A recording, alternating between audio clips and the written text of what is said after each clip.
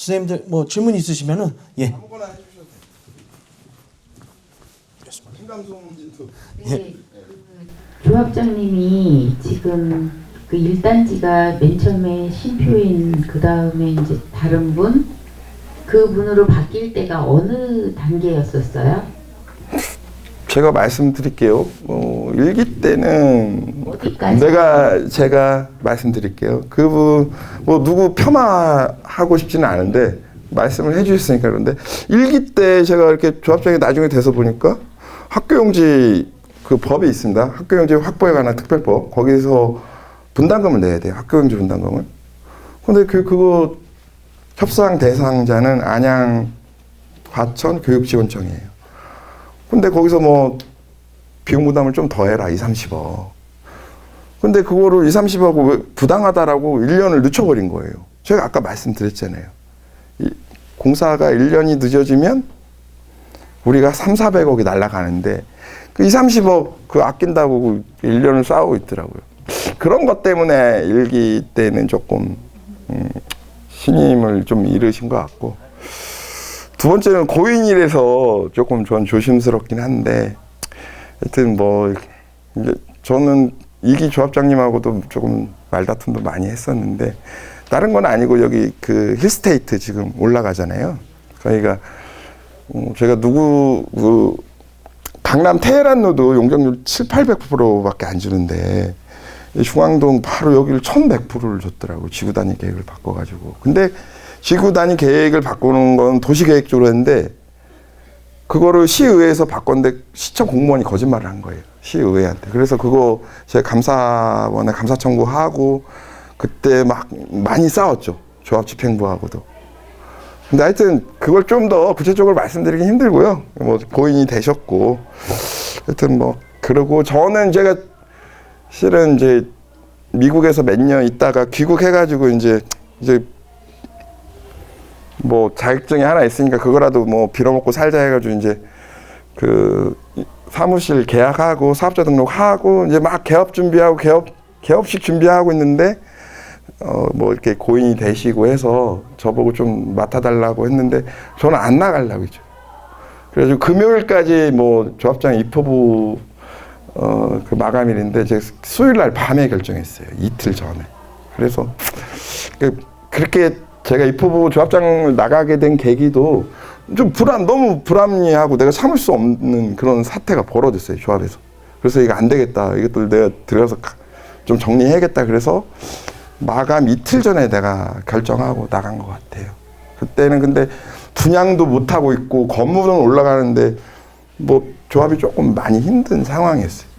그때 뭐 건물은 막 8층, 9층 올라가는데 분양을 못 하고 있더라고요. 그래서 제가 아까 뭐 주택법이라든지 주택 공급에 관한 규칙, 법 규정 다 뒤져서 민간 후분양 방법을 찾아내고 그냥 쭉 가버린 거죠. 하여튼 그랬고, 하여튼 좋으신 분을 만나는 게 급선무인 것 같고요. 근데 뭐 조합원들은 그렇잖아요. 조합장 잘 감시하라고, 견제하라고. 어떻게 견제하실 겁니까? 견제할 방법 많이 없어 보입니다. 제가 볼 땐 조합장을. 그러니까 좋으신 분을 삼고초려해서 모셔라. 그리고 월급 많이 주셔라. 딴 생각 안 나게. 그 월급 진짜 10년이면 2억씩 줘도 20억인데 진짜 200억 공사비 300억, 500억 올라가는 건 순식간입니다. 그런 말씀을 드리고 좀 좋은 분을 조합원 중에 좀 찾아보셔라. 이렇게 조금 말씀드리고 싶네요. 사업은 조합장이 진행합니다. 진짜로. 그럼 혹시 그 조합장이 네. 조합원 자격이 아닌 사람 불가능합니다. 조합원 사람 중에서 하는 거죠? 그렇죠. 아니, 그러니까 그 요즘에는 그런 것도 있습니다. 이게 실은 제가 아까도 말씀드렸지만 조합장은 공부 진짜 많이 해야 돼요. 다 해야 돼요. 근데 현실적으로 제가 조단위 사업을 하는데 저를 서포팅 해줄 수 있는 조직이 아니에요. 뭐 총무가 있는 것도 아니고 회계가 있는 것도 아니고 기술 파트가 있는 것도 아니고 제가 다 해야 돼요. 그래서 요즘에는 그 여의도나 이런 데 보면은 아예 실은 여러분 땅 건물을 우리 조합한테 신탁하는 거예요. 맡기는 거잖아요. 그럼 아예 자산관리 회사에 신탁하는 경우도 있습니다. 그 전문 자산 관리하는 회사한테 우리가 신탁을 해요. 그 전에는 조합한테 신탁을 하는 거죠. 저한테. 그러니까 전 이해 편하게 하기 위해서 제가 조합이라고 얘기할게요. 여러분 재산을 그 전에 조합한테 신탁을 하는 거예요. 그럼 저희는 그거 가지고 사업을 하는 거고, 요즘에는 이제 조합이 조금 문제도 많고, 이게 제일 중요한 게 전문성인데 그런 것도 문제가 되니까 여의도나 이런 데는 아예 자산관리 회사, AMC나 이런 데에다가 아예 신탁을 해버립니다. 네가 해라. 우리 전문성이 떨어지고 에너지가 없으니까 전문가인 신탁 이 해라 하는 방식도 여의도나 이런 데서 많이 일어나더라고요. 근데 보수는 비쌉니다. 한 200억 정도. 그래서 제가 그랬잖아요. 아까 200억 정도는 재개발, 재건축 사업에서 큰 돈 아닙니다. 뭐 조 단위가 움직이는데. 저는 그 매스컴에서 가끔 가다가 보면은 그 시공사에서 공사를 하다가 나중에 뭐 그 건축비가 올랐다고 증액해달라고 그렇게 해서 서로 갈등이 돼갖고 공사가 중단된 상태가 많거든요. 맞습니다. 저는 그냥 제 생각에 어차피 모든 계약은 계약할 적에 뭐 예를 들면 100억이라고 이렇게 해놨으면은 그게 끝까지 갈 수가 없는 구조입니까? 어떻게 되는 겁니까? 그게 왜 중간에 계약을 했다가 나중에 그 증액을 해달라고 서로 이게 갈등이 생기는지 그게 좀 궁금합니다. 그게. 근데 그거는 그 조합의 역학 관계하고 건설사의 역학 관계에 따라 달라집니다. 그래서 실은 만약에 그냥 예를 들게요. 지금은 여기는 조합장도 없고 하니까 내가 편하게 얘기할게요. 내 조합장이 100억을 개인적으로 먹고 싶어요. 그럼 뭔가 구조를 다 바꿔야 되잖아요. 구조를 바꿔요. 그러면 그 구조를 바꾸는 거를 시공사가 알까요? 모를까요? 시공사는 전문가니까 바로 알죠. 장난치는구나. 조합장도 장난쳐? 나도 줘. 그럼 1,000억 올라가는 겁니다. 공사비. 그러니까 그런 역학관계도 있는 거고, 그게 진짜 공사비가 증액돼서 그 물가 상승만큼 에스컬레이션이 되는 건지, 그런 비리나 이런 것들이 다 점철된 건지 저는 실은 거기까지는 판단을 못하고, 다만 조합집행부가 조금 깨끗하게 약점 안 잡히고 가면 그나마 우리가 꼭 줘야 될 대가만 증액해주고도 공사는 할 수 있지 않을까 이렇게 생각합니다. 그 대신 조합집행부 건설사 입장에서 보면 바보거나 비리 나한테 약점이 잡혔다. 조합장도 바보도 많거든요. 건설사들은 바로 알아요. 조합장이 저놈이 어떤 놈이죠. 저 같은 경우는 제 직장 동료부터 해가지고 뭐 제 선후배까지 건설사들이 다 조사합니다. 그 정도로 그러니까 탄탄하게 여기서 중심을 잡고 있으면 공사비 올라가는 것도 조금 크지는 않을 것 같아요. 근데 이제 뭐가 문제가 터지면은 건설사나 정비업체나 이런 데는 계속 그 틈으로 파고들고 온다라고 보고, 그게 보통은 공사 지연하고 공사비 상승으로 이어지는 경우가 태반입니다. 그 대신 조금 깨끗하게 합리적으로 운영하면 그냥 합리적인 수준에서 요구를 할 거예요. 공사비도. 그리고 평상시에 그런 거 협상을 계속 잘 해야 돼요. 조합장이. 건 바이 건으로. 계속 협상하고 의사결정의 과정이에요. 그래서 제가 그랬잖아요. 아까 층간소음도 공부해야 되고, 가전제품도 공부해야 되고, 에어컨 그 누수 배관, 층하 배관이냐 뭐 이런 것도 공부해야 되고, 뭐 심지어 밸브도 알아야 되고. 그러면 그 우리 아파트 짓다 보면 석재 있지 않습니까? 석재가 많이 쌓이는데 석재 딜 구조도 알아야 되고, 소나무는 어떻게 걸어야 되고, 시장은 어떻게 구성되는지 그런 것까지 보지 않으면 바로바로 당하니까 그만큼 많이 공부해야 하고 힘든 일인데, 제가 조합장 하겠습니다 하는 사람들은 저는 하여튼 물음표가 찍힙니다. 그런 사람들은. 일반적인 사례로 봤을 때 중간에 공사비를 올려달라는 것이 뭐 100이면 한 50%. 뭐 그게 수치화하긴 힘들고요. 근데 저는 그래도 사회적인 그 추세는 있지 않습니까? 뭐 과천이면 평당 1,000, 뭐 강남이면 1,100. 그 추세에서 움직인다라고 보셔야 되고, 나만 뭐 계약서 잘 썼으니까 건설사 입장에서는 1,000만 원이 맞는다. 계약서도 600에 썼으니까 600에 해줘. 그럼 공사 안 하죠. 걔들도 건설사도 돈 벌러 온 애예요. 그 존재를 내가 받아들이고 그 협상을 시작해야 됩니다. 그 건설사는 도둑놈이다? 도둑놈 아닙니다. 그냥 걔들 비즈니스 하러 온 친구들이에요. 그거를 받아줘야 돼요. 너 돈 벌고 싶어? 돈 벌어. 그 대신 나한테 이걸 줘. 그 결과적으로 다 주고 받아야 되는 거잖아요. 근데 조합원들은 건설사 생각하면 다 도둑놈들이라고 생각하는데 도둑놈 아닌 경우가 많고요. 여러분들도 회사 다녀 보셨잖아요. 회사 다닐 때 성과평가 뭘로 봤습니까? 돈 많이 벌어오고 일 잘하면 성과평가 잘 갔잖아요. 건설사도 우리가 상대하는 건설사도 똑같습니다. 걔들은 우리를 상대로 해서 돈을 잘 버는 게 걔들 목적이기 때문에 그들의 존재를 받아들이고 협상을 시작해야 됩니다. 그리고 좀 아까도 얘기했지만 조금 집행부나 조합장이 건설사한테 이렇게 약점이나 좀 그런 게 아니면 공사비 올려놓은 것도 합리적인 수준에서 요구를 할 거고, 요즘 이제 부동산원 같은 경우 5% 이상 공사비 올라갈 때는 부동산원 검증 받지 않습니까? 그런 거 해서 합리적으로 얘기하면 잘 할 수 있지 않을까 생각합니다. 제가 한번 조합장님께 질문을 좀 드려보겠습니다. 쉬운 질문. 예, 알겠습니다. 방금 말씀 전에 그런 단계가 아닌데도 불구하고 내가 해보겠다, 내가 조합장 해보겠다 하시는 분들을 조심하라 이렇게 말씀하셨는데, 지금 이게 며칠 전에 이렇게 사진까지 돌고 있어요. 저는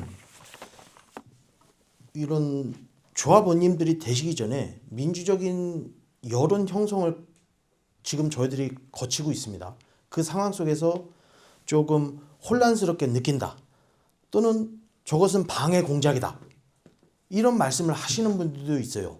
조합장님은 조합원이셨고 조합장님의 후보에도 올라가셨고 조합장님도 역임 중이십니다.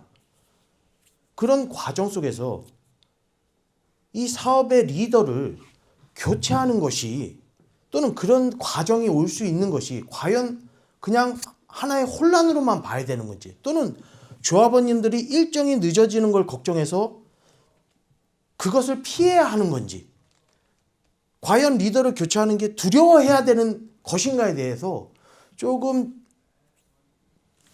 경험에서 나오시는 대답을 좀 듣고 싶습니다. 하여튼 저는 특정인에 대해서 얘기하는 게 맞지는 않아 보이고요. 비근한 예 하나 드릴게요. 대통령도 나라 잘못하면 깜빵 가지 않습니까? 방향이 틀리면 고추 세워야죠.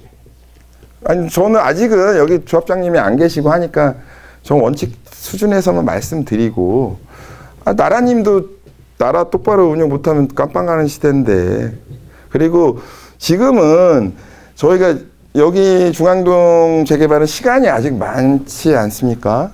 그래서 지금이라도 좋으신 분들 좀 수소문해서 옹립하세요. 그게 핵심입니다. 그리고 공부 많이 하러 다니세요. 조합원들끼리 1단지 저기 입대위 공식 연락해서 야 커뮤니티 한번 구경시켜줘. 수영장이랑 사우나는 어떻고, 사우나 열쇠 시스템은 어떻고. 그래서 출입 1단지 그 커뮤니티 가보셨는지 모르지만 그냥 우리 지하철 타듯이 이렇게 다 이렇게 출입하잖아요. 그러면 안면 인식 되고 이용 시간 다 측정되고 사우나하고 수영하고 그런 것들 좀 공부하러 다니셔야 돼요. 지금 사업 논의할 때가 아니에요. 아직 멀었어요. 과천시에서 정비 기본 계획 수립도 안 됐는데 무슨 일을 사업 얘기를 하고 계세요. 좋으신 분들 준비하고 있다가 강남이나 여기 좋은 아파트들 조금, 여긴 진짜 이거 부럽더라, 여기는 이게 부럽더라, 그런 것들 평상시에 이렇게 삼삼오오 이렇게 맛있는 거 점심 사 드시면서 그런 거 보세요. 그리고 지금 제안서 건설사 선정까지 가려면 좀 몇 년 남았다고 봐요. 아직 지구 지정도 안 됐고 추진위도 아직 설립 전 단계고 아직 시간이 조금 필요한데, 지금 그 질문은 저한테 시기적으로 적절하다고 생각하지 않습니다. 그리고 지금 추진위도 설립이 안 됐고 지구 지정도 안 됐고 정비 기본 계획도 과천시에서 수립이 전 단계고, 여러분들 그냥 빨리 좋은 사람, 그분이 누군지는 모르겠어요. 그분 잘 옹립하고 설득하고 그런 분들 조합장 안 나오려고 할 겁니다. 절대로. 그런 사람들 좀 꼬셔서라도 잘 세우시고 그게 필요하지 않나.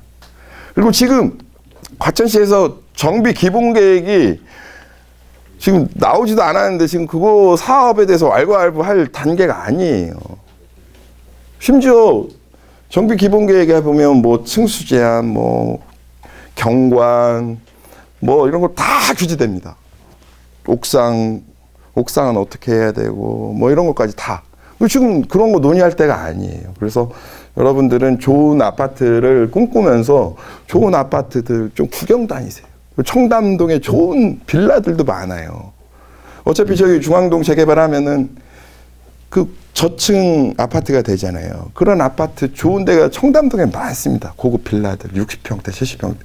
그런 데 가서 색감도 한번 보시고, 야, 입주민들 좀 만나서 보고, 그런 거가 더 중요해요. 그래서 내가 살고 싶은 집을 조금씩 의견을 서로 나누면서 구경도 다니고, 그런 것들이 필요한 시점이에요. 지금 뭐 정비 기본 계획 수립 안 됐어요, 아직.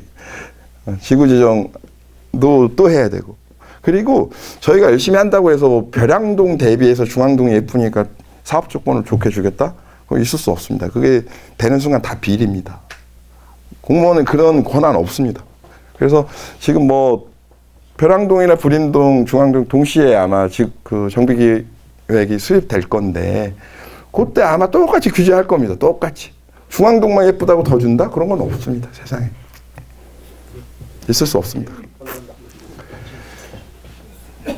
예, 그 청담동 같은 데 가서 많이 보라고 지금 말씀드렸어요. 그런데도 한번 예, 보면 좋죠. 근데 그 과천에서는 그러면 1단지 말고 다른 단지 중에 뭐 괜찮은 점, 또 다른 2기 재건축된 아파트 중에 좀 이거는 괜찮다, 또는 이거는 좀 아쉽다, 이런 것들도 좀 배울 수 있지 않을까요? 그리고 또 조합장님 그 하시면서 지금 1단지가 뭐 대장주 같이 이렇게 됐는데, 다른 단지가 아니고 지금 1단지 조합, 첫 번째 질문은 다른 단지 중에 이제 괜찮은 점, 좀 이거는 좀 타산지석으로 좀 별로였는 점, 이런 것 좀 말씀해 주시면 좋겠고요. 두 번째는 1단지 조합장 하시면서 좀 아쉬웠던 점은 어떤 게 있었는지도 말씀해 주세요. 그 2기 재건축들 전 다 잘 지었다고 봐요. 뭐 6단지도 좋고 2단지 좋고, 그거는 제가 판단할 내용이 아니고 여러분들이 그래도 한 번씩 친구도 있을 테고 지인도 있을 테니까 돌아가면서 한번 보세요. 그 대신 1단지가 아마 커뮤니티가 아마 엄청 넓습니다. 그래서 뭐 예를 들면 체육시설도 그 짐이라고 하죠. 짐도 2개 있고, 수영장은 저희 조합밖에 없는 것 같고요. 뭐 체육관 있는 데는 저희 단지하고 6단지가 있는 것 같고요. 근데 그런 것들을 봐야지 누가 좋다 이런 건 그런 건 없고요. 뭐 저는 그때 저기 원래 조합장이 되기 전에 조합원 총회도 한 번도 나가본 적도 없어요. 그러니까 조합 자체에 관심이 없었어요. 언제 입주하나 이런 것만 관심 있었죠. 그 집도 실은 제가 산 게 아니라 와이프가 사놔가지고 저는 뭐 집 사놓고 가본 적도 없어요. 1단지.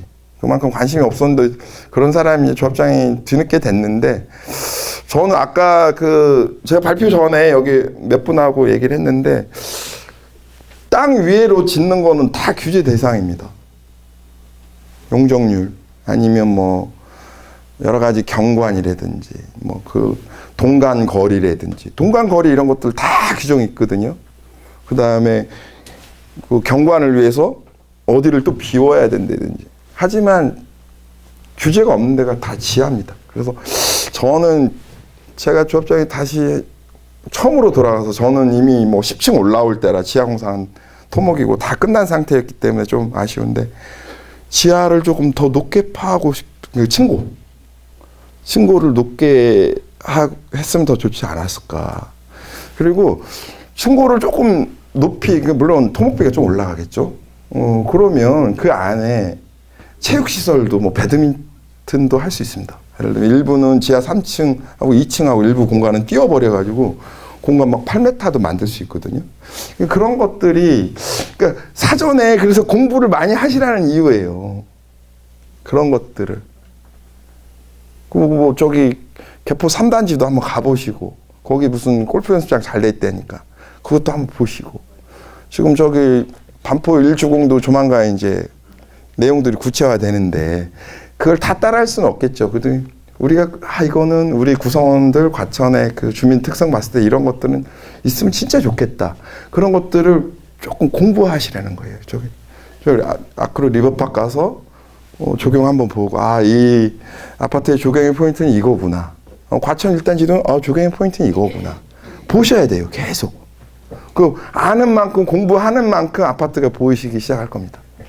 그 다음에 뭐 그런 것들 공부를 좀 하시라. 좀 돌아다니시라. 제가 단정적으로 뭘 어떻게 하라 이렇게 하라라고는 얘기하는 건 좀 힘들 것 같아요.